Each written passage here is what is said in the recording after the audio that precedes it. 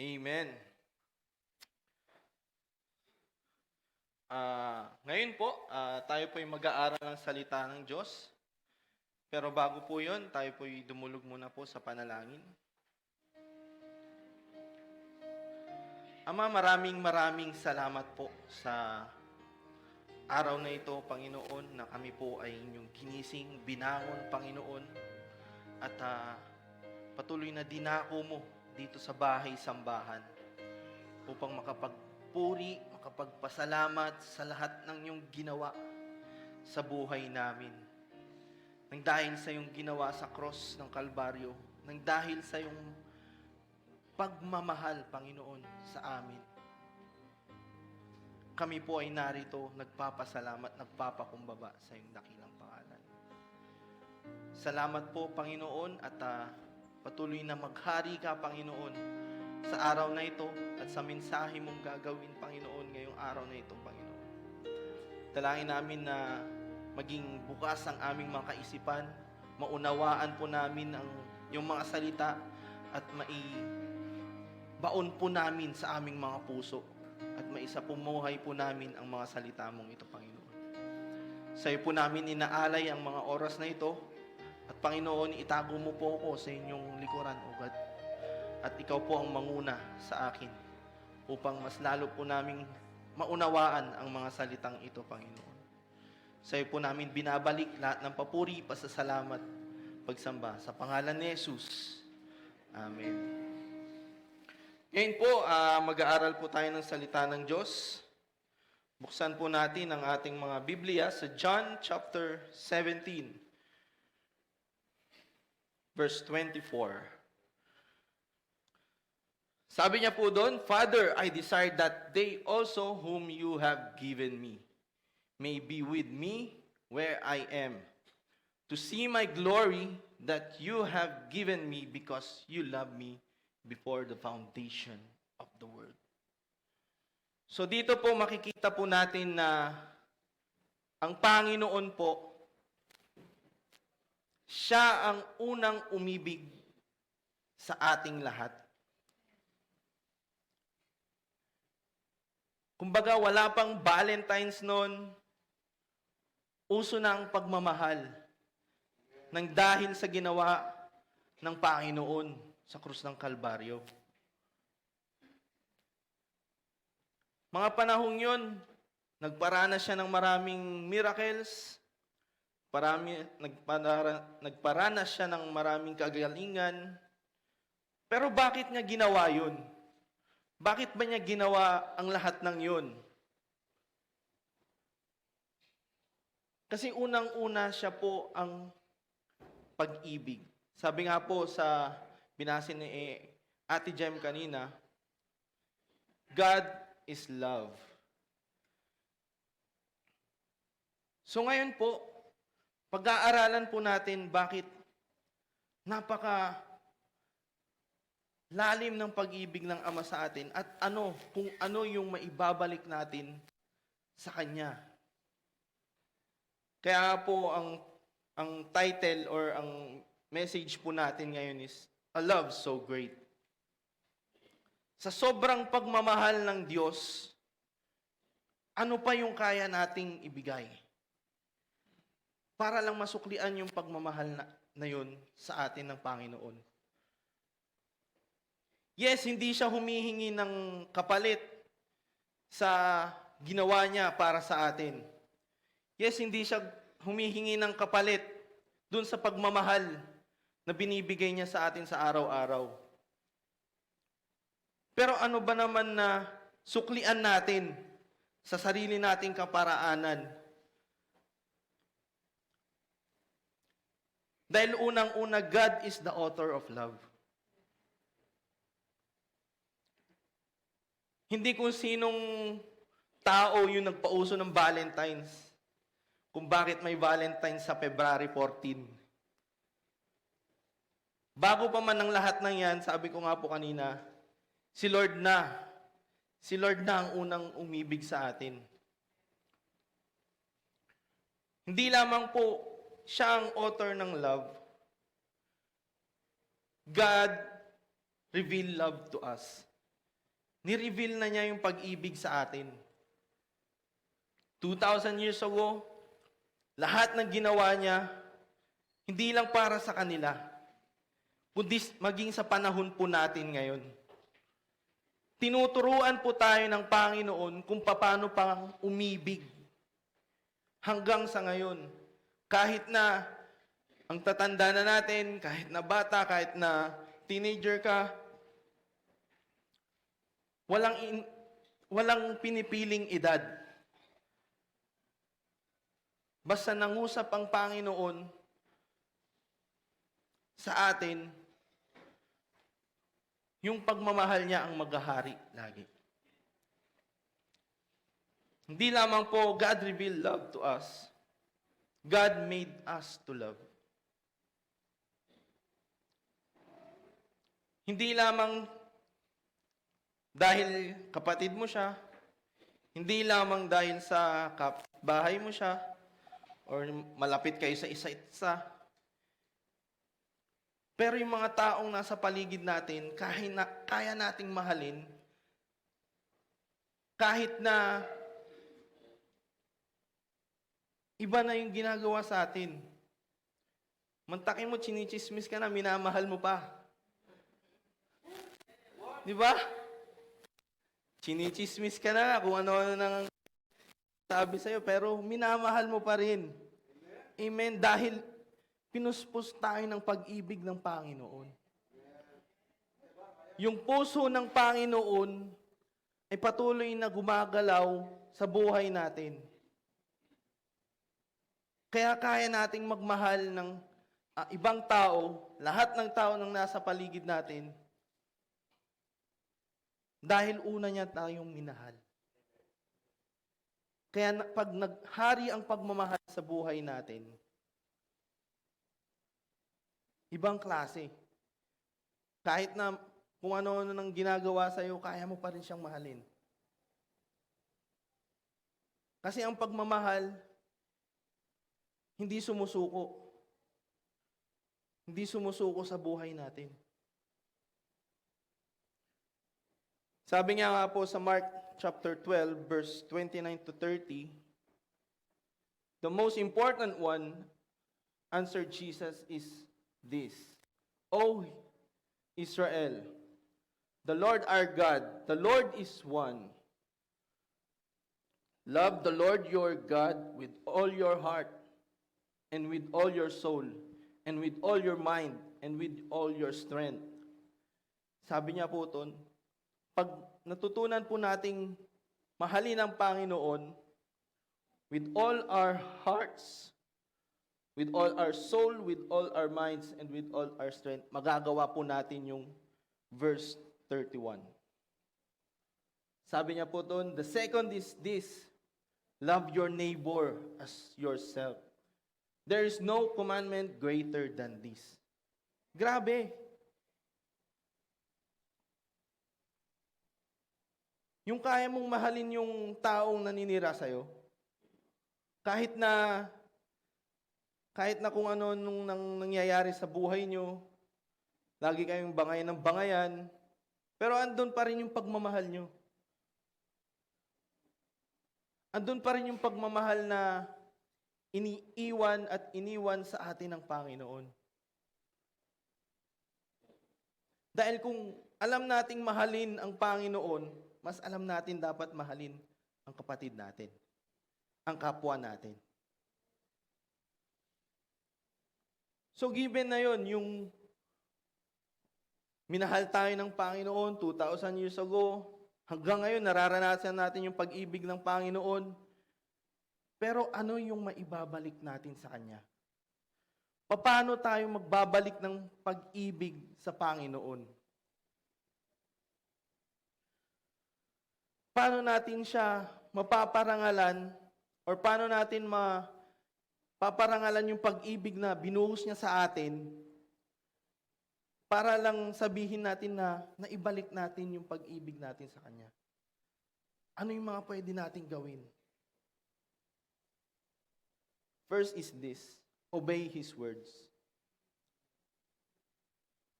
Obedience is an act of love. Ang obedience po, hindi lamang po siya dahil inutos lang sa'yo. Ang obedience po is pinapa ah, pinapaunawa natin sa nag-utos sa atin na mahal natin siya.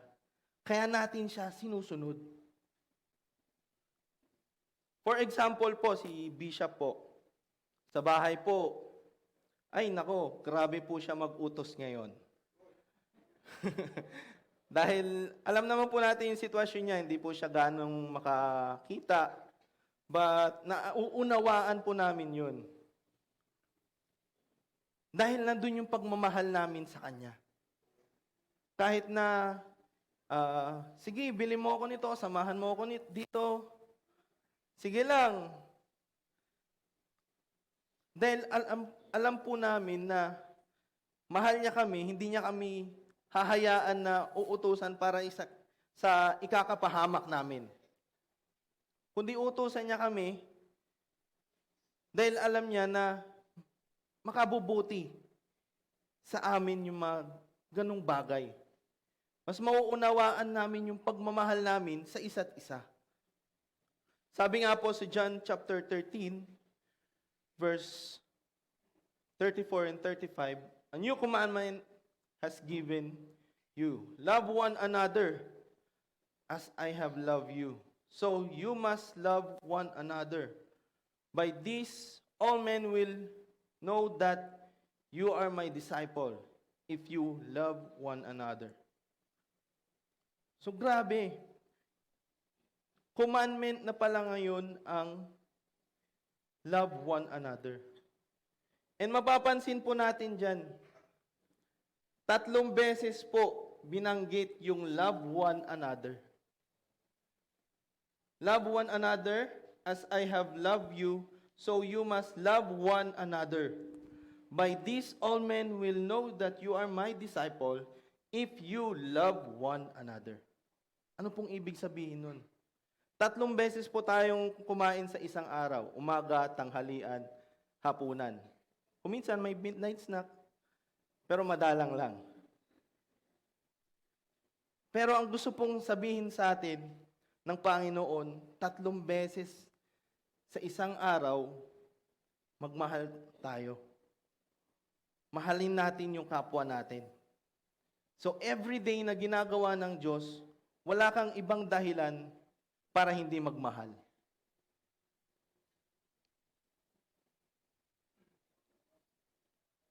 Kaya nga, pag nasusunod natin yung commandment na ito, sabi ng Panginoon, isa tayong disipulo ng Panginoon.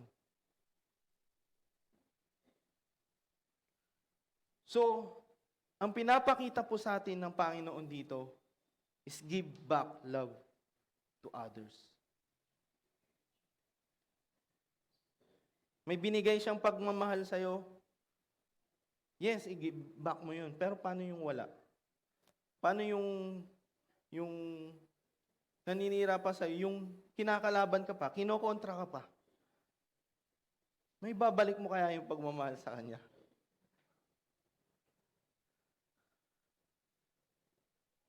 Kamusta naman po yun? Kaya po ba natin yun? Yung may ginagawa na sa yung negatibo, pero ang utos ng Panginoon, mahalin mo pa rin siya eh. Kaya po ba natin yun? Amen. Kaya natin yun. Mahirap, oo, mahirap. Pero kakayanin. Dahil yung pagmamahal ng Diyos, umaapaw sa buhay natin. Kaya kailangan, may ibigay natin yung pagmamahal ng Diyos sa kanila din.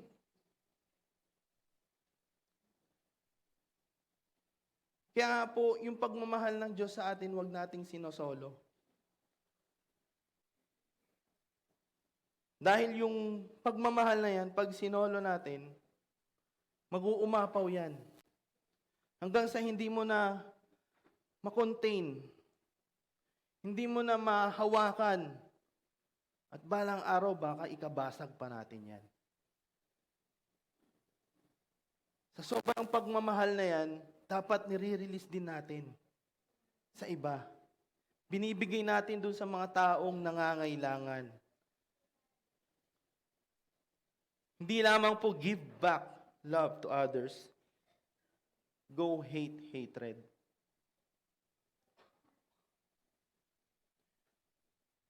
Kamuhian mo yung pagkamuhi.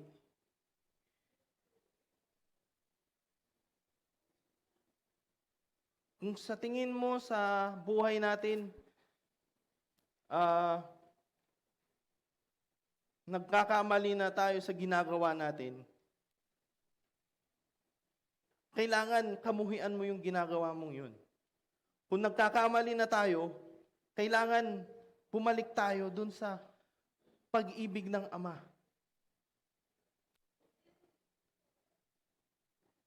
Kung kinakamuhian mo yung kaaway mo, bumalik ka sa pag-ibig ng Ama para ikaw kinakamuhian mong nararamdaman. Dahil hindi tayo dinisenyo ng Panginoon para maging haters. Hindi tayo dinisenyo ng Panginoon para maging magagalitin lagi, hindi mapasensyoso. Dinisenyo tayo ng Panginoon para magmahal. Kaya kamuhian natin yung pagkamuhi. Hindi dapat yun yung naghahari sa buhay natin.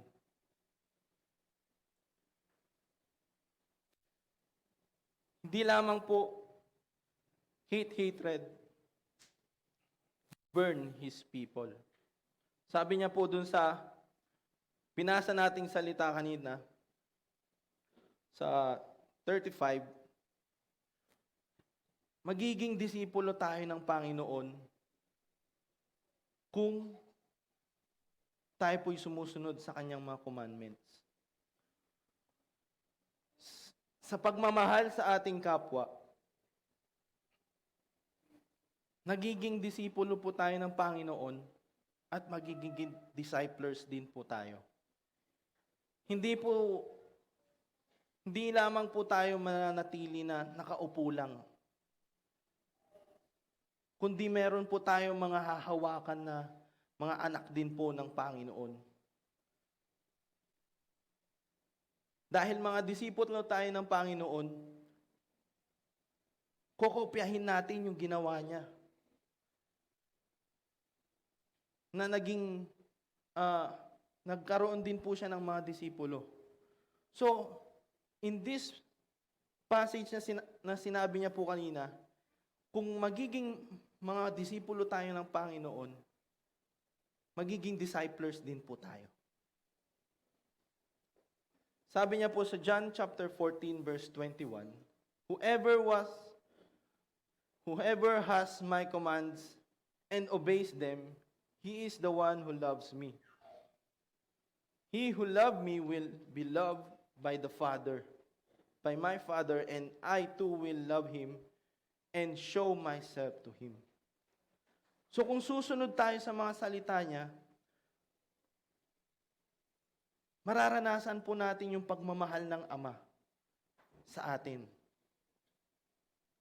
Mas hindi mahirap magpala sa mga taong mapagmahal.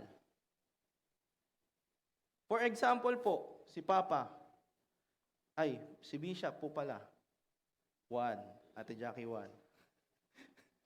Si Bishop po, pag mas lalong sumusunod ako sa kanya, mas madalas po akong nakakahingi sa kanya.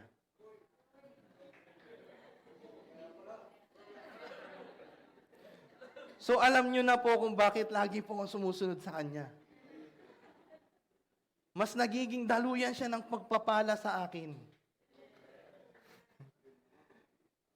Amen po ba? Kahit sa mga ama po natin dito, pag yung anak po natin masunurin, Or kung minsan masunurin, sabihin na lang po natin. Di ba po, hindi po mahirap sa atin pag humiling po sila. Bigay agad. Di ba? Bike ko ma. Bike ko ma. Di ba po? Hindi mahirap humingi sa isang ama na pag nakikita niya, yung mga anak niya masunurin, masisipag. Tama po ba? Kaya kailangan po sa atin, naririnig po natin yung tinig ng Ama sa langit. Para naririnig po natin kung ano po yung gusto niyang ipagawa sa atin. Hindi lamang po obey His word, observe humility within us. Humility is the state of being humble. Yung humility po, meron pong isang example sa Bible na sobra po yung humility niya, yung pagiging mapagkumbaba, andun po, yung sobrang humble niya, kahit na tinakwil na po siya tinapon siya ng mga kapatid niya, binenta siya, kung ano-ano nang nangyari sa buhay niya, nung nagkita-kita sila ulit, andun pa rin yung kapatid pa rin ang turing niya sa mga kapatid niya.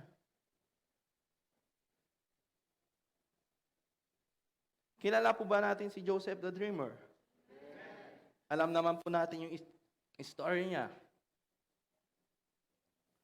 So doon po makikita yung humbleness nung nagginawa niya sa mga kapatid niya. Biruin mo, ayaw na siyang maging kapatid. Ayaw na siyang maging parte ng pamilya ng mga kapatid niya. Pero once nung naghirap na ang Israel at lumipat yung mga tao sa Egypt, nakilala pa rin niya yung mga kapatid niya. But yung mga kapatid niya, hindi na siya nakilala. Yun lang po ang nakakalungkot kung minsan. Pero andun pa rin po yung puso niyang mapagkumbaba. Yung humble pa rin siya. Kahit na ganun yung nangyari sa kanya. Kahit na ganun yung nangyari sa kanila. Sabi nga po sa 1 Corinthians 13 verse 3,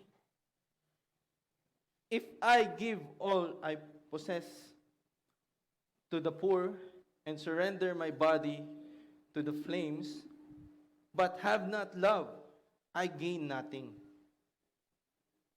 Love is patient. Love is kind. It does not envy. It does not boast. It is not proud. It is not rude. It is not self-seeking. It is not easily angered. It keeps no records of wrong. Love does not delight in evil, but rejoices with the truth. So dito po makikita natin kung ano po ang pag-ibig. Kung ano po ang tunay na kahulugan po at mga kaya nating gawin kapag tayo po'y puspos ng pag-ibig ng Panginoon. In short, mas marunong tayong mapagkumbaba. Mas marunong tayong maging humble, hindi lang sa paanan ng Panginoon, maging dito po sa lupa. Kung paano po natin itrato yung iba. Kung paano din tayo itatrato ng iba. Dahil nagiging example po tayo sa maraming tao. Mantakit, lalabas ka lang sa gate mo. Andyan na naman si born again. Lumabas na naman sa gate niya. Ba't nakikita po sa atin tong mga to? Kung paano tayo minahal ng Diyos, ganun po ang nangyayari na nasusunod natin ang mga ito, nagagawa po natin ang mga ito. Kaya ano yung pinapalit nila sa atin? Kahit na ganun yung sinasabi nila, di ba, pag kinausap natin sila, humble pa rin. andun pa rin yung kapayapaan. Andun pa rin yung pagiging mapagkumbaba. Kahit na ganun yung sinasabi nila, pag hindi ka nakaharap. Kaya nga po ang humility protect us from evil.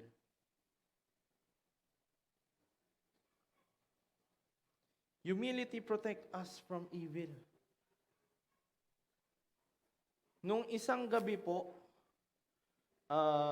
ewan ko po kung alam po ni Bishop, pauwi na po kami dahil nagkaroon po ng fellowship ang mga youth leaders po ng RMF, some of the youth leaders po sa RMF. Pauwi na po kami, meron po kaming nakasulubong na dito po, may nagbabantay pala sa amin sa labas na parang lasing po yata. At lasing or nakainom. And kinausap po namin dahil medyo parang hindi niya alam yung gagawin niya. Habang kinakausap po namin, napansin ko po na payapa yung pag-uusap. Yung, Uncle, saan ka ba pupunta? Kilala niyo ba si Gento? Kanyang ganun. And then, pupunta pala siya ng San Juan pala. Nung sinabi namin kung sinong kilala niya dito sa San Raimundo, San Raimundo na ba to? Kanyang ganun. Saan ka ba pupunta, Uncle? Sabi namin ganun. Sa Ulay Buhaya ba yun? Ulay Buhaya pala. So, nandun yung humility habang kinakausap po namin siya. Andun yung pagiging humble pa rin namin. Although para siyang may gagawing masama anytime, pero hindi po natuloy. Para siyang may inaano na dito may binubunot na dito Pero, nandun po makikita po natin yung protection ni Lord. Na kahit na may gustong gawin sa yung kaaway, may gusto kanyang hilain pababa, gusto kanyang gawa ng masama, pero hindi matuloy-tuloy dahil nagpapakumbaba tayo. Kanino? Sa Panginoon unang-una. So yung protection ni Lord, patuloy na bumabalot pa rin sa atin. Dahil sa pagmamahal niya para sa atin. Hindi lamang po it protect us from evil. Humility promise a peaceful life.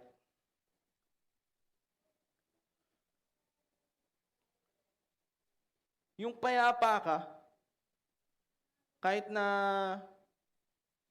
wala tayong makain minsan, naubusan na naman ng bigas, pero payapa ka dahil alam mo, nagpapakumbaba tayo sa paanan ng Panginoon, may tiwala tayo sa Kanya na i-provide niya lahat sa buhay natin. Kaya kung minsan may dumadating na pakonti-konti, pero maghintay lang po tayo. Darating at darating yung para sa atin. Ganon yung kapayapaan na yung gusto ng Panginoon sa atin. Yung kahit na sinlaki ng isang barko, yung problema mo, yung kapayapaan natin, sinlawak naman ng dagat. Dahil alalahanin natin, ang pag-ibig ng Diyos ay napakalaki sa buhay natin. Hindi niya magagawa lahat ng ginawa niya 2,000 years ago kung hindi dahil sa pagmamahal ng Ama sa atin. Kaya nga po, yung kapayapaan sa buhay natin is kailangan lang natin i-activate kung minsan. Minsan kasi, aligaga na tayo eh. Narinig lang natin yung kalansing ng pagtakalan ng bigas sa bigasan. Aligaga na tayo. Wala na namang bigas. Las Vegas na naman. Ang ending, noodles. Pero yung kapayapaan, pag nasa atin, dahil nananahan ng pag-ibig ng Panginoon sa atin, alam mo yun yung kahit na kalansing ng lata, napagpapala ka pa. Napagpapala pa tayo. Dahil alam natin sa puso natin, provider natin ang Panginoon. Di lamang po it promise a peaceful life, it pursue the heart of our Father.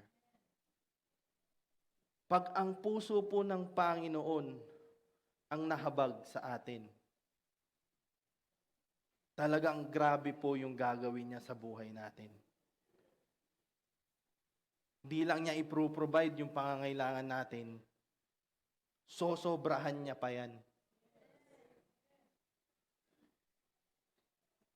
Kaya nga po kay Bishop, napaka-bless po ko dahil nung una po, talagang ito na naman. Talagang ayaw ko na pong magpastor. Sa totoo lang po. Talagang si Papa lang po yung makulit, ganon. Talagang, mag-aral ka kaya ng Bible school, ganon. Kaya nga po nung naunawaan ko nang dahil sa pagmamahal niya sa akin, gusto niyang mapabuti yung kalalagayan ko, talaga namang todo suporta siya sa akin. Kaya nga po nung medyo huli na, nag-pandemic, at hindi na po ako makapag-enroll sa Bible school dahil nga po yung mga forms hindi po umaabot sa amin. Pero nandun po yung puso po niya na tumulong sa akin. So ganun din po sa Ama natin sa langit. Basta alam po nating magpakumbaba sa Kanya, mahahabag po ang puso ng Ama natin sa langit. Kaya nga po, napakadaling humingi sa Kanya if we have the humble heart. Laging hinahabol po ng humbleness natin dapat ang puso ng Panginoon. Dahil napakasaya po na maglingkod sa Kanya. Kung yung puso po niya ang nais natin sa buhay natin. Sabi po sa James 4:6, but He gives more grace, therefore it says, God opposes the proud, but gives grace to the humble. Yung grasya po niya, yung kahit na wala po tayong ginagawa, andun pa rin po yung pagpapala ng Panginoon natin sa atin. Kasi alam po natin magpakumbaba. Hindi katulad ng mga marunong na nagmamataas pa. Ang hirap po kasi sa mga ganon, nawawala po yung, kung minsan yung pagiging makatao po natin. Yung sila-sila na lang nag-uusap, sila-sila pa nagsisiraan. Kaya po, sa atin, maging halimbawa po tayo sa kanila. Hindi lamang po observe humility within us, overbuild a family. Nang dahil sa pagmamahal ng Diyos, merong nabubuong pamilya.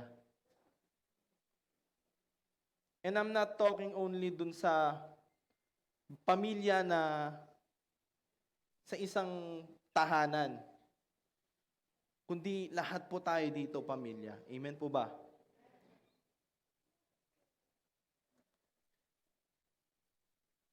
Family, His heart, His love for us, yun po yung bumubuo sa ating lahat.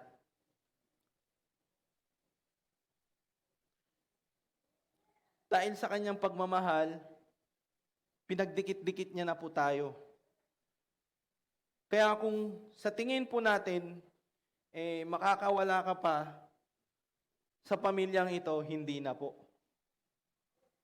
Dahil parte na po kayo ng buhay namin. At I'm sure parte na rin po kami ng buhay nyo. Amen po ba? Amen.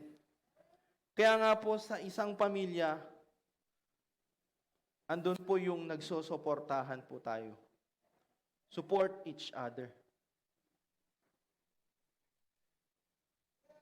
Napakasaya po sa isang pamilya na, kunwari po si Ate Hana, may problema ako kay Bray. Sample lang. May problema ako kay Bray, kayang ganun. Pinataba niya lalo yung pisngi ko dun sa drawing niya, ganun. Yung susuportahan mo siya na anong ginawa na naman niya? Kaya nyo yan. Pagsubok lang yan sa inyo.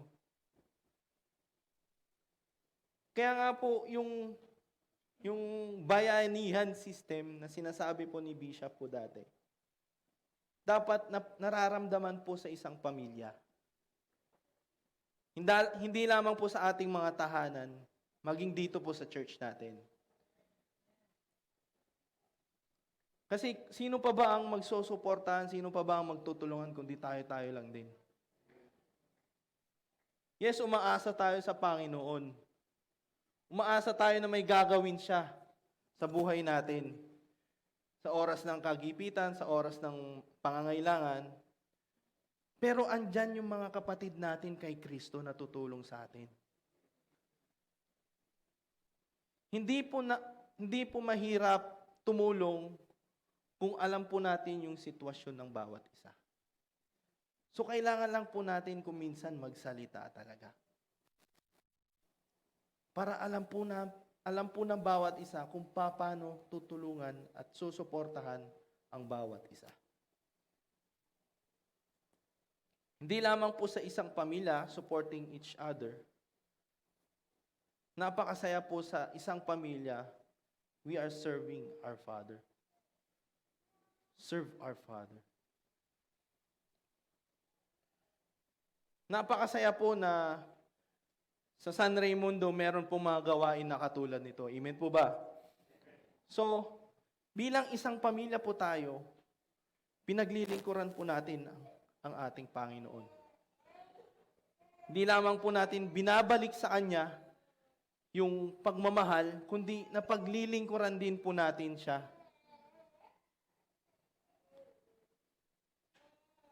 At nang sa ganun, mas lalong napakadali sa Kanya na mahalin pa tayo ng mahalin. Dahil yun ang puso ng Ama sa atin. Yun ang nais ng puso ng Ama sa atin. Hindi lamang po natin na siya na paglilingkuran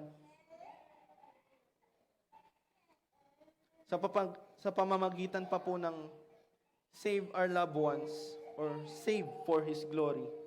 Yung mga kapamilya po natin na wala pa po sa atin, wala pa sa kalooban niya, hindi pa po natin kasama dito. We have to be the instrument para po sila ay maligtas. Kailangan po tayong maging instrumento ng Panginoon.